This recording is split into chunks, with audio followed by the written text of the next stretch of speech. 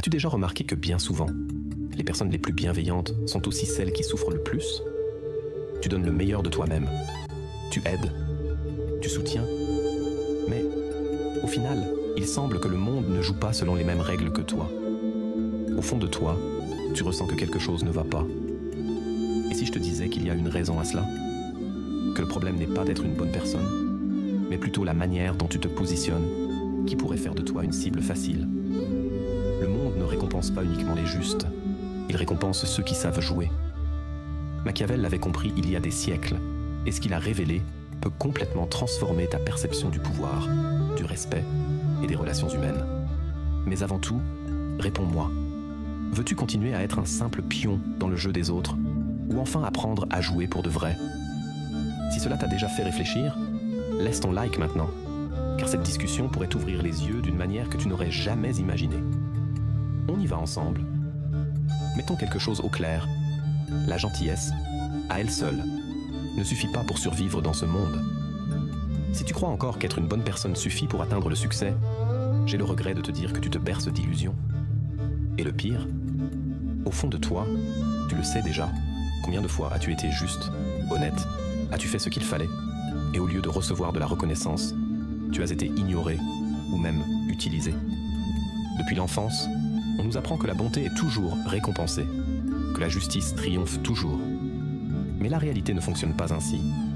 Le monde ne récompense pas les bons, il récompense les malins, ceux qui savent bien jouer leurs cartes.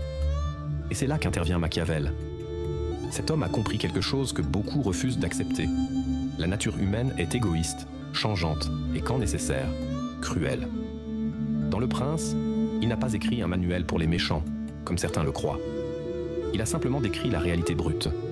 Être vertueux sans stratégie, c'est se condamner à la défaite. Maintenant, arrête-toi un instant et réfléchis. Combien de fois es-tu tombé dans ce piège? Regarde les personnes que tu admires, celles qui ont accompli de grandes choses. Penses-tu qu'elles sont arrivées là uniquement parce qu'elles étaient bonnes?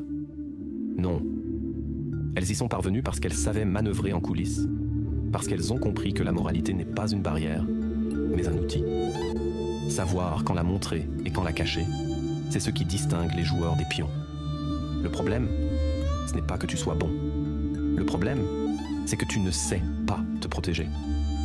Tu supposes que les autres jouent avec les mêmes règles que toi, mais ils ne le font pas. Le monde est rempli de prédateurs déguisés en amis, d'opportunistes qui repèrent la naïveté à des kilomètres. Et sans t'en rendre compte, tu as été une cible parfaite. Joues-tu au mauvais jeu? Soyons honnêtes, ce que les autres perçoivent de toi compte plus que ce que tu es réellement. Cela peut sembler injuste, mais c'est ainsi que le monde fonctionne. Si tu dégages de la faiblesse, tu seras traité comme une personne faible. Si tu dégages de la force, tu seras respecté. Aussi simple que cela. Maintenant, dis-moi, combien de fois as-tu toléré un manque de respect juste pour ne pas perdre l'approbation des autres? Combien de fois es-tu resté silencieux pour éviter un conflit, seulement pour te rendre compte que cela t'a coûté plus que cela ne t'a apporté? Il ne s'agit pas d'être cruel, il s'agit d'être stratégique. La clé du jeu réside dans le fait de savoir quand agir, quand reculer, quand sourire et quand montrer les dents. La gentillesse peut être un atout puissant lorsqu'elle est bien utilisée. Mais si elle est gaspillée sur les mauvaises personnes, elle devient une faiblesse. Beaucoup de gens bienveillants commettent la même erreur. Ils croient que le monde valorise la pureté de cœur. Mais la vérité est tout autre. Le monde valorise le pouvoir, la sécurité et la capacité à prendre des décisions difficiles. La bonté n'est respectée que lorsqu'elle s'accompagne d'autorité. Si tu n'as pas de pouvoir, ta gentillesse est insignifiante. Machiavel n'était pas un méchant, il était un survivant. Machiavel disait qu'un agneau au milieu des loups ne survit pas. Et il avait raison. Si tu laisses ta moralité faire de toi une cible facile, tu n'es pas en train d'être noble, tu es en train d'être naïf. Être vertueux ne signifie pas être soumis. L'intelligence est la véritable vertu. Cela ne veut pas dire s'adapter passivement à ce que le monde impose, mais plutôt modeler ton environnement à ton avantage. Maintenant, réfléchis. Combien de temps encore laisseras-tu les autres te marcher dessus? Combien de temps encore seras-tu prisonnier de ta naïveté? Je ne te dis pas d'arrêter d'être bon. Je te dis d'apprendre à être bon de la bonne manière. Sache quand reculer et quand avancer. Apprends à te déplacer sans être remarqué. La gentillesse sans force n'inspire pas l'admiration, elle inspire la pitié. Le monde n'est pas juste, mais tu peux apprendre à jouer selon ses règles, tout en restant fidèle à toi-même. Machiavel n'a pas écrit Le Prince pour faire de toi une mauvaise personne. Il l'a écrit pour t'apprendre à survivre. Alors maintenant, dis-moi, vas-tu continuer à croire que la gentillesse suffit, ou vas-tu enfin commencer à utiliser ton intelligence pour te protéger? Arrête de croire que la vérité suffit. Voici une vérité dure. La perception est plus importante que la réalité. Tu peux être fort, mais si tu parais faible, on te traitera comme un faible. Tu peux être talentueux, mais si tu sembles hésitant, on t'ignorera. Tu peux être juste, mais si tu n'imposes pas le respect, on te piétinera. Et regarde autour de toi. Combien de fois as-tu vu quelqu'un d'incompétent grimper les échelons pendant qu'un professionnel brillant restait bloqué au même niveau? Combien de fois un manipulateur a-t-il pris de l'importance pendant qu'une personne noble et méritante était laissée pour compte?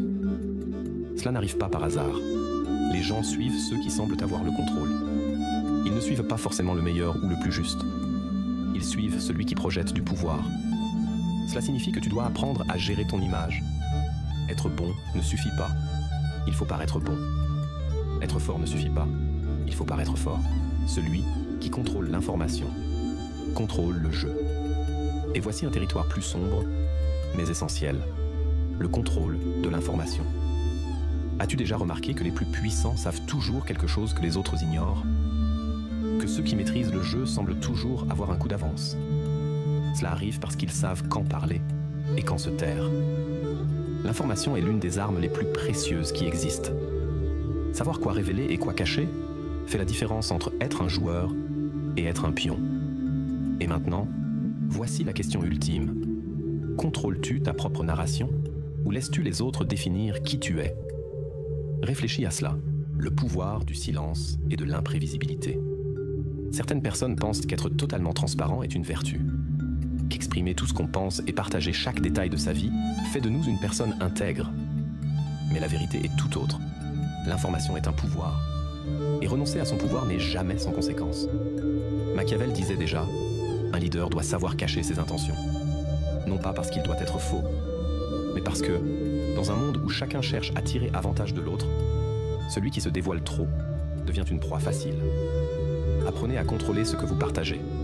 Ne dites que l'essentiel, rien de plus. Le mystère inspire le respect. Laissez les gens se demander ce que vous pensez vraiment. Car dès l'instant où vous devenez prévisible, où tout le monde sait exactement comment vous agissez, vous perdez tout avantage stratégique. Les grands joueurs de l'histoire, qu'il s'agisse de politique, de business ou d'art, ont compris une chose simple. Le silence stratégique peut être plus puissant que les mots. La transparence n'est pas une faiblesse. Réfléchissez maintenant à une personne que vous admirez vraiment. Quelqu'un qui a une véritable influence. Cette personne déballe-t-elle tout ce qu'elle pense sans filtre? Expose-t-elle chaque détail de sa vie? Ou garde-t-elle toujours une part d'ombre, une carte cachée dans sa manche? Beaucoup de gens confondent transparence et vulnérabilité. Ils pensent que s'ils ne dévoilent pas tout en permanence, ils sont malhonnêtes. Mais il ne s'agit pas de mentir. Il s'agit de savoir contrôler le flux d'informations à son avantage. Maintenant, réfléchissez. Combien de fois avez-vous trop parlé et l'avez regretté après? Combien de fois avez-vous fait confiance à la mauvaise personne et vu cela se retourner contre vous? Combien de fois avez-vous expliqué quelque chose que personne ne demandait, juste pour vous justifier auprès de quelqu'un qui ne méritait même pas d'explication? Le vrai pouvoir ne réside pas dans le fait de parler davantage, mais dans le fait de savoir quand parler et quand se taire. Le silence crée le mystère. Et le mystère crée le pouvoir. Peu de gens le comprennent, mais ceux qui parlent moins et se justifient moins sont ceux qui imposent le plus de respect. Pourquoi? Parce que le silence engendre l'incertitude. L'incertitude suscite la curiosité. Et la curiosité confère du pouvoir. Si vous dites toujours tout ce que vous pensez sans filtre, les gens cessent de prêter attention. Si vous expliquez sans cesse vos actions, les autres commencent à supposer que vous ressentez le besoin de vous justifier. Mais lorsque vous choisissez vos mots avec soin, lorsque vous laissez de l'espace à l'interprétation, les gens commencent à vous écouter réellement. L'art de l'imprévisibilité. Voici un autre point essentiel. Les personnes prévisibles sont faciles à manipuler. Si vous agissez toujours de la même manière, si vous répondez et réagissez de façon automatique, les autres vous liront comme un livre ouvert. Et celui qui peut prévoir vos mouvements peut vous contrôler. En revanche, si vous devenez imprévisible, Si personne ne sait jamais avec certitude quel sera votre prochain pas, vous devenez dangereux. Et celui qui est perçu comme dangereux est respecté. Machiavel l'avait compris mieux que quiconque. Un leader qu'on peut déchiffrer facilement est un leader faible. Alors, dites-moi, allez-vous continuer à offrir votre pouvoir sur un plateau d'argent ou allez-vous apprendre à jouer intelligemment? Un conseil, ne soyez jamais un livre ouvert. Le monde est rempli de personnes prêtes à utiliser ce qu'elles savent de vous pour vous manipuler, vous affaiblir et vous rendre prévisible. Un véritable leader ne rentre pas dans des cases, ne suit pas un script figé. Il est fluide, adaptable, difficile à cerner. Voulez-vous être quelqu'un que tout le monde peut lire et utiliser à son avantage? Ou préférez-vous prendre le contrôle de votre propre narration? La gentillesse, sans stratégie, est une invitation à l'exploitation. La réalité ne s'adapte pas à vos illusions. C'est à vous d'apprendre à jouer avec les règles qui existent réellement. Si vous le faites correctement, vous cesserez d'être un simple pion sur l'échiquier et commencerez à dicter les mouvements. Et savez-vous quel est l'un des stratagèmes les plus puissants? L'art de la distance stratégique. La plupart des gens pensent que être toujours présent est la clé du succès, qu'occuper constamment le terrain garantit l'influence. Mais la vérité est tout autre.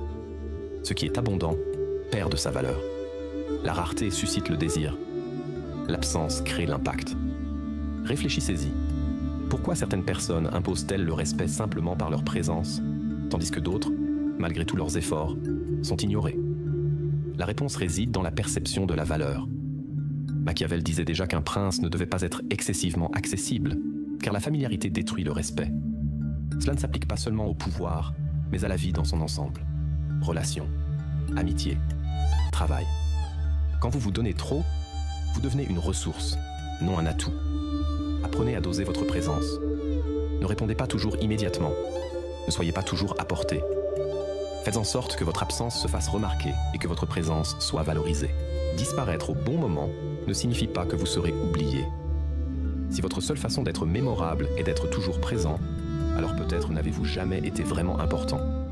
Les véritables stratèges savent quand apparaître, et lorsqu'ils le font, tout le monde prête attention. Vous voulez un exemple?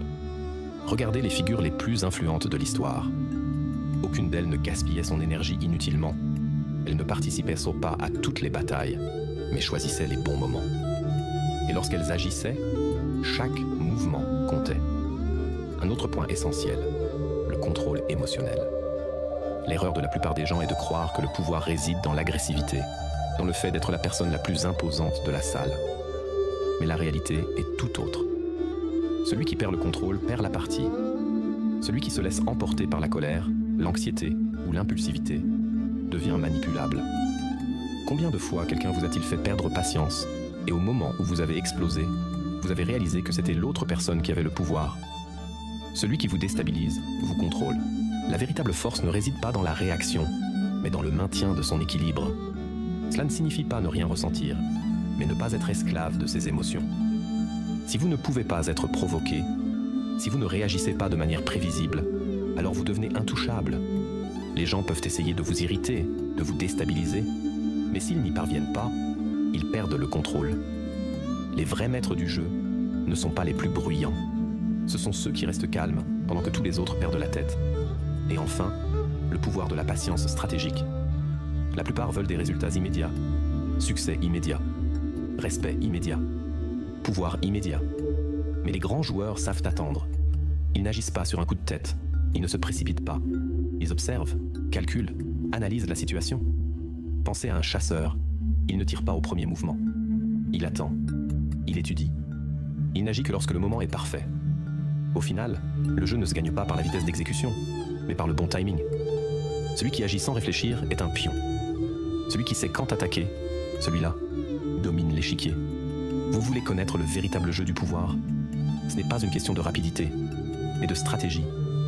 Se précipiter sans direction est la voie rapide vers l'erreur. Machiavel l'a dit, ceux qui s'adaptent le mieux sont ceux qui gagnent. Il ne sert à rien de courir dans tous les sens sans stratégie. Le secret est de savoir quand avancer et quand attendre. Les personnes médiocres agissent par impulsion. Les stratèges, ils attendent la bonne ouverture. Alors, dans quel groupe êtes-vous? Celui de ceux qui se précipitent et réparent ensuite les dégâts? Ou celui de ceux qui agissent avec une précision chirurgicale? Parce que dans ce jeu, Ce n'est pas la vitesse qui définit le vainqueur, mais l'intelligence. Le pouvoir appartient à ceux qui maîtrisent la perception, l'information, le contrôle émotionnel et la patience stratégique. Si vous comprenez cela, vous arrêtez d'être un pion et commencez à jouer pour de vrai. Le monde ne changera pas. Il reste impitoyable. Mais la différence réside dans votre positionnement. Vous voulez savoir ce qui distingue ceux qui survivent de ceux qui dominent leur destin. C'est la capacité à devenir une anomalie dans le système. Maintenant que vous savez cela, comprenez ceci. La gentillesse ne suffit pas. La perception est tout. L'autocontrôle est un pouvoir. La patience stratégique triomphe de l'impulsivité. Et la rareté augmente votre valeur. Mais comprendre tout cela ne sert à rien si vous continuez à agir comme tout le monde. Vous voulez des résultats différents? Alors arrêtez de suivre le scénario imposé. Il ne s'agit pas de briser les règles sans raison, mais de les réécrire à votre avantage. Le problème de la majorité, elle se limite à ce qu'on lui a enseigné. Elle suit des schémas prévisibles, réagit comme on l'attend, ne questionne jamais. Mais ceux qui changent vraiment le jeu sont les imprévisibles. Ceux qui osent sortir des sentiers battus, créer de nouvelles stratégies, faire ce que personne n'attend. Et le grand secret est le suivant. Le monde dévore les conformistes. Si vous faites comme tout le monde, vous finirez comme tout le monde. Et cela signifie n'être qu'un nom de plus perdu dans la foule. La seule façon de gagner? Sortir du moule. Être celui qui surprend. Celui qui ne peut jamais être totalement décodé ou anticipé. Quand vous comprenez cela, quelque chose change en vous. Vous réalisez que vous n'étiez pas faible. Vous jouiez simplement de la mauvaise manière. Que vous n'étiez pas invisible parce que vous ne valiez rien, mais parce que vous ne saviez pas comment projeter votre valeur. Mais maintenant vous savez, et ce savoir est dangereux. Parce qu'une fois appliqué, il n'y a pas de retour en arrière. Quand vous contrôlez votre présence, votre image, utilisez le silence comme un outil et gérez les informations comme un maître, le jeu change. Ceux qui vous ignoraient commencent à vous remarquer. Ceux qui vous sous-estimaient commencent à vous observer. Ceux qui tentaient de vous manipuler réfléchissent à 2 fois avant d'agir contre vous. Alors, allez-vous appliquer cela ou rester comme avant? Parce que ce qui sépare ceux qui prospèrent de ceux qui stagnent, ce n'est pas ce qu'ils savent, mais ce qu'ils font. Parce que le monde ne se souvient pas de ceux qui ont simplement existé. Il se souvient de ceux qui ont su jouer. Alors, dites-moi, êtes-vous prêt à jouer pour de vrai? Si vous avez compris le message, retenez ceci. Le pouvoir réside dans le silence. Ceux qui savent l'utiliser dominent. Ceux qui ne le savent pas sont contrôlés par ceux qui le maîtrisent. Si vous êtes arrivé jusqu'ici, félicitations. Vous n'êtes pas comme la majorité. La majorité ne fait que regarder. La majorité ne fait que consommer. Mais vous êtes resté jusqu'à la fin. Vous avez absorbé chaque mot. Et cela prouve déjà que vous êtes prêt à quitter la foule et à entrer véritablement dans le jeu. Maintenant, voici la question la plus importante. Que ferez-vous de ce savoir? Car connaître les règles ne suffit pas. La différence entre ceux qui prospèrent et ceux qui sont manipulés réside dans l'action. Et en parlant de cela, je veux vous lancer un défi. Commentez ci-dessous le mot « stratège » pour que je sache que vous n'êtes pas seulement un spectateur, mais quelqu'un qui est prêt à changer sa façon de se positionner dans le monde. Maintenant, si vous ne voulez pas risquer de rester un simple pion, abonnez-vous à la chaîne dès maintenant. Ici, chaque vidéo est une nouvelle pièce qui vous aide à construire votre avantage. Et la prochaine pourrait bien être celle qui vous donnera la clé pour renverser la situation. Mais attention, il y a une erreur fatale que presque tout le monde commet en essayant de devenir plus stratégique. Et elle pourrait vous rendre encore plus vulnérable. Si vous ne voulez pas tomber dans ce piège, cliquez maintenant sur la prochaine vidéo qui apparaît à l'écran. On se retrouve dans 5 secondes. Mais si vous laissez passer cette chance, il pourrait être trop tard.